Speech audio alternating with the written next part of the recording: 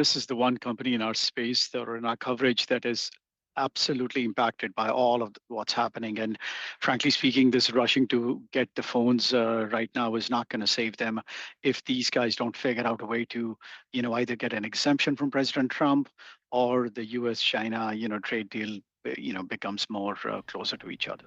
I mean, in some ways, Apple and Nike remind me of each other in that they did diversify away from China, and yet those countries they diversified, and maybe Apple didn't do as much as Nike, still wind up getting hit.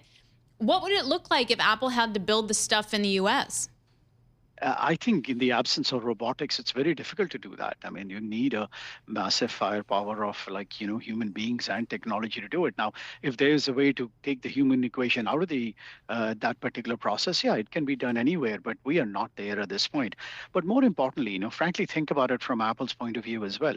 They do want to invest more in China. They do want to invest more in India and other local countries because that's their next growth driver. I mean, they don't have that many more phones to sell in the U.S. market or the Western world for that matter. China makes up 20% of their revenue. There is no logical reason they shouldn't be, investing over there because that's where the growth is.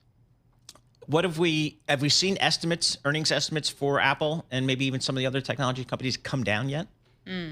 They have come down a little bit, Paul, but on an aggregate, I think there is a long way to go before all of this really shapes up. And I think people are waiting for, perhaps a deal right now with all the different local governments or respective countries to adjust those, and we'll find out more on May 1st. But remember one thing: with all of this, Apple still hasn't really, issued a big press release as to what the impact on growth rate could be. They have given some guidance for this quarter, but that seems to be okay.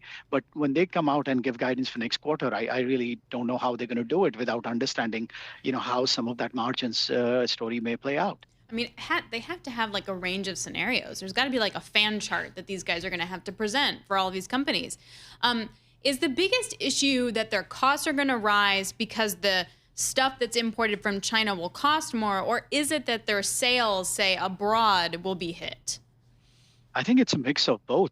For me, the second part is a very big problem because that's, if you look at it, any company, and if you're saying that, okay, the only way you're going to grow now is your old customer base is going to just renew your phone, that's not a very, compelling argument. If you were going to tell me that, okay, you go into a new country, that new country, the middle class rises, it becomes more affluent, then they're going to buy a more luxury product like Apple. That's a story that I like better than that. Now, as far as the products are concerned, I mean, they're already a very expensive phone. It's not these are not cheap phones. And to say that the cost could go up by 30, 40, 50%, I mean, that's a very big number, frankly. That reduces people buying those phones in the developed market as well.